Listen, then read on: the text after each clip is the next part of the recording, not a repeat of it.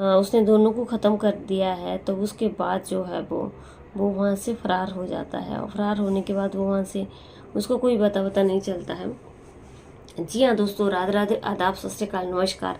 आप सब लोगों का मेरे यूट्यूब चैनल पर बहुत ज़्यादा हार्दिक अभिनंदन है। आप सब लोग कैसे हो दोस्तों? उम्मीद करती हूँ कि आप सब लोग बहुत ही अच्छे खासे होंगे। और आज मैं आप लोगों को एक ऐसी कहानी से रूबरू करवा रही हूँ जहाँ पे एक फैमिली जो है वो बहुत खुशहाल परिवार है, रहता है। लेकिन जब बोलते हैं ना कि इंसान के सिर पे भूत सवार हो जाता है तो वो कुछ भी कर देता है। तो आज की कहानी में जो है वो कुछ ऐसा ही हुआ है। आज की कहानी की शुरुआत दोस्तों हम करते हैं बिहार के आरा से। बिहार के आरा की जो है वो आज की कहानी है, जिसमें लालू जो है वो लालू यादव नाम का एक आदमी है जो अपनी फैमिली के साथ रहता है। अब उसकी फैमिली में कौन कौन है? उसकी फैमिली में उसकी पत्नी है, 4 बच्चे हैं, और 4 बच्चों में जो है वो 8 साल की बेटी है और 10 साल का एक बेटा है। और उसके बाद जो है वो उसके 2 बच्चे और हैं, जो कि 7 साल का है जिसका नाम मणि है, और एक जो है वो सोनाक्षी है, वो 3 साल की है। अब कहानी जो बहुत ज़्यादा इंटरेस्टेड होती है, आप पूरी कहानी सुनना। बिहार के आरा के में जो भोजपुर इलाका है, वहाँ पे मिल्की जो है वो गांव है एक, जहाँ पे लालू जो है वो अपने परिवार के साथ रहता है। उसकी पत्नी का नाम जो है वो सीमा देवी है, और उसके 2 बच्चे हैं। बच्चे जो हैं वो बच्चों में एक का नाम सौम्या है जो कि 8 साल की है, और दूसरे का नाम जो है वो दिदवंत कुमार है जो कि अभी 10 महीने का ही था। और ये घटना जो है वो कहानी जो है दोस्तों मैं आपको बता रही हूँ, ये मंगलवार को हुई है। अब होता क्या है कि लालू शुरुआती जो है वो पता ये चला कि लालू यादव ने जो है वो अपनी पत्नी को चाय बनाने के लिए कहा, लेकिन पत्नी ने जो है वो साफ इनकार कर दिया चाय बनाने से। तो पत्नी ने जो है वो चाय नहीं बनाई, जिसकी वजह से लालू को काफ़ी गुस्सा आ गया। और लालू ने क्या करा, पास ही जो है वो वहाँ पे घास काटने वाली एक खंती होती है, और घास खोदने वाली जो है वो खंती होती है, मिट्टी भी खोदी जाती है, उससे घास भी निकल जाती है।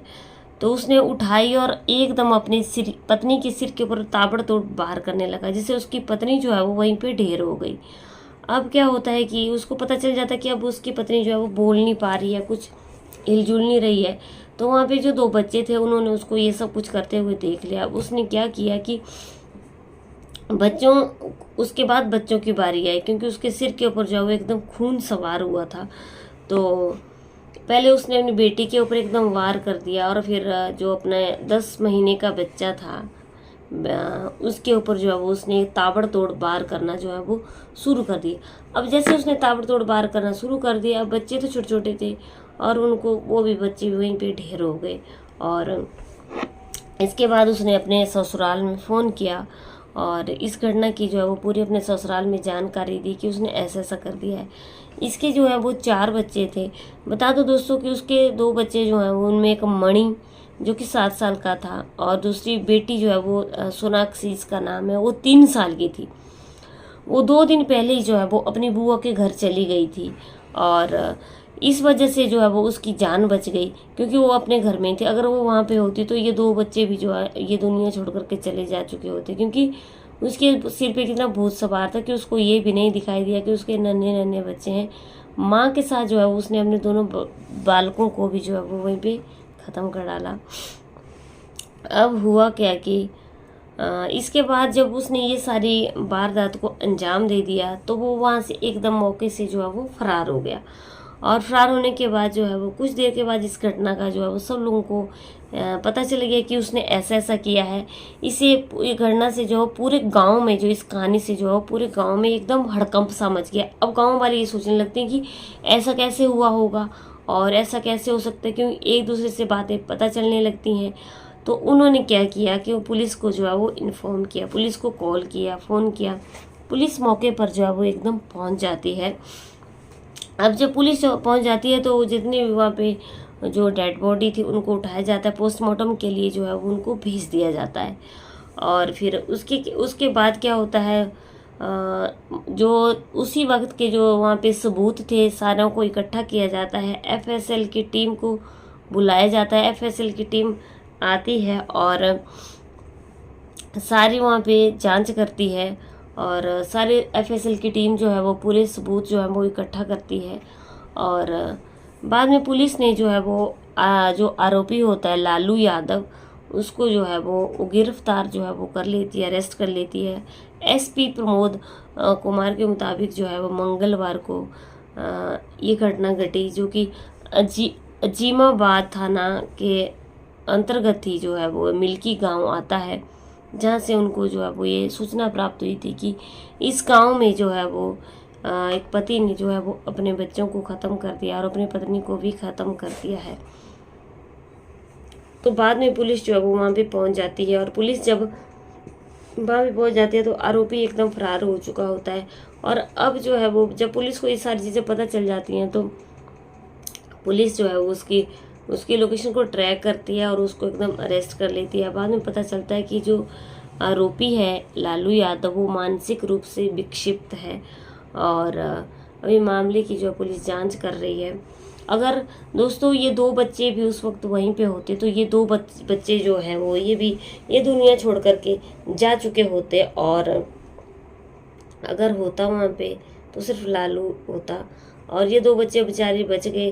और उसने अपनी, यहाँ पे इंसान बोलते हैं कि उनके बच्चे नहीं होते, उनकी औलाद नहीं होती, वो अपनी औलाद पाने के लिए न जाने क्या क्या यत्न करते हैं और यहाँ पे जिनकी औलाद होती है वो उनकी वैल्यू नहीं समझते हैं और ये घटना जो है वो घटित हो जाती है। फिलहाल घटना जो भी घटी बहुत ही गलत हुआ जो कुछ भी हुआ।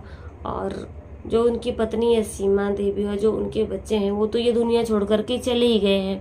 लेकिन दोस्तों कई बार ऐसा होता है कि इंसान को गुस्सा जो है वो इस कदर जो है वो 7वें आसमान के ऊपर चढ़ा हुआ होता है। लेकिन ये चीज़ें उस वक्त नहीं करनी चाहिए कि हम क्या कर रहे हैं, अपने परिवार को ख़त्म कर रहे हैं। किस तरीके से एक माँ जो है अपने पेट में बच्चों को रखती है और जन्म देती है और जन्म देने के बाद जो है वो ये सब कुछ उसके साथ होता है, तो ये बहुत गलत चीज़ है। और जो इंसान मानसिक रूप से विक्षिप्त है वो तो कुछ भी कर सकता है। ऐसे लोगों से, चाहे फैमिली में ही हो, इस कहानी से हमें ये शिक्षा मिलती है, चाहे अपनी फैमिली के अंदर कोई ऐसा मानसिक रूप से विक्षिप्त पर्सन है तो उसे थोड़ा सतर्क रहना चाहिए, क्योंकि उसका दिमाग जो है वो उस वक्त काम नहीं कर रहा होता है, वो किसी वक्त कुछ भी कर सकता है। हालांकि वो किसी की जान भी ले सकता है, जैसा कि आज की कहानी में हुआ। जो कुछ भी उनके साथ हुआ उनके साथ जो है उनको जो है भगवान उनकी आत्मा को शांति दे। और उम्मीद करती हूँ दोस्तों आप लोगों को मेरी कहानी जो है वो अच्छी लगी है। दोस्तों अच्छी लगी है तो आप लोग लाइक शेयर कमेंट ज़रूर करना। ये कहानी सुनाने का मेरा उद्देश्य सिर्फ और सिर्फ आप लोगों को सतर्क करना है, जागरूक करना है और अपनी तरफ से आप लोगों को एक संदेश देना है। और अगर आप लोगों ने दोस्तों चैनल को सब्सक्राइब नहीं किया ज़रूर सब्सक्राइब कीजिए। आपका सब्सक्रिप्शन मेरे लिए बहुत ज़्यादा मोटिवेशन का काम करता है। अगर हमसे कहानी सुनाते हो कोई भूल गलती हुई होगी तो आप हमें अपनी बहन बेटी समझ कर क्षमा करें। कल की कहानी में दोस्तों आप लोगों से फिर से मिलती हूँ, तब तक के लिए बने रहिए मेरे चैनल पे। जय हिंद, जय भारत।